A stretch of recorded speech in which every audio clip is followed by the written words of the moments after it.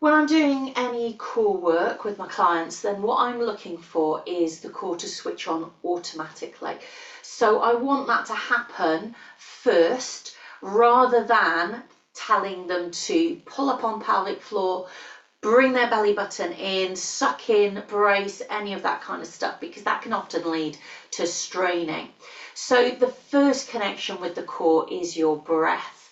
And I'm just going to show you a couple of ways to feel the pelvic floor and the core working with your breath, and using that to start your core work. So you can do this in any position, but I'm hoping you can see if I'm doing it here. So nice neutral position, just make sure you're nice and relaxed. Hand to your stomach, go underneath the belly button, and you're just going to feel here first of all. So nice easy breathing in and out. And you should get that rise and fall. Now ideally I want you to breathe through the nose rather than the mouth if you can.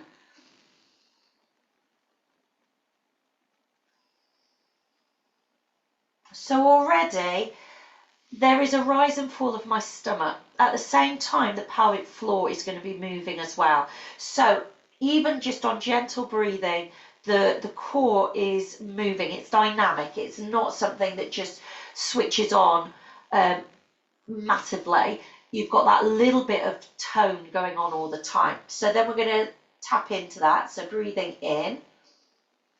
And then I want you to breathe out for a longer time. So breathing out.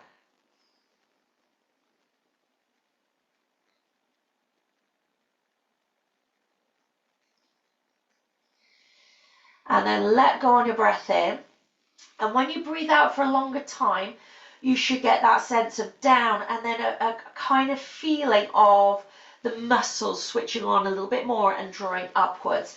So try not to force. So if you start to get to too long of a breath out, you kind of push into your back, into your stomach, into your pelvic floor. So nice easy breath in, long breath out.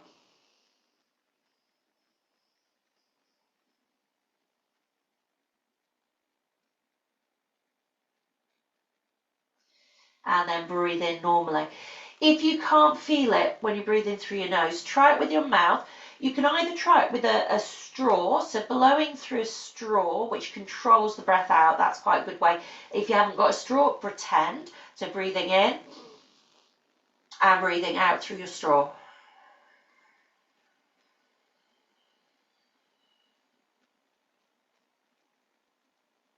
And again, everything switched on there right at the end. You can also think of, if you need to breathe out through a relaxed mouth, as if you're blowing on a mirror. So you're breathing out.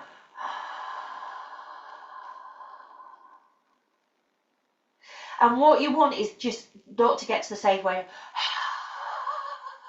because again, that's a lot. So what you should feel here is that there's a switch on, but it's not massive. It's not like a strain. You can feel inside your hip bones is another way to feel it. If you can't feel it with stomach, feel inside your hip bones. And we'll do it with another breath. So this time, try a hum out. So this is another nice way to do a long breath, but a relaxed breath. So breathing in and breathing out.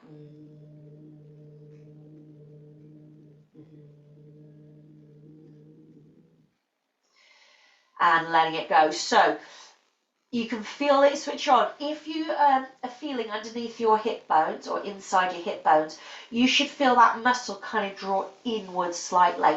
If you feel it pop up, then that's when you're starting to switch on your muscles and pushing rather than your core switching on. So give that another go. Feel inside.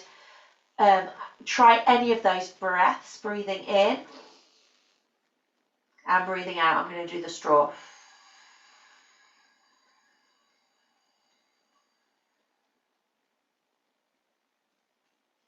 And then let it go. So feeling that connection between the two hip bones and that drawing in and a slight feeling of upness, but none of it is a strain. There should be no pushing out on the stomach at all, and you don't need to have to really work hard to feel the core switching on.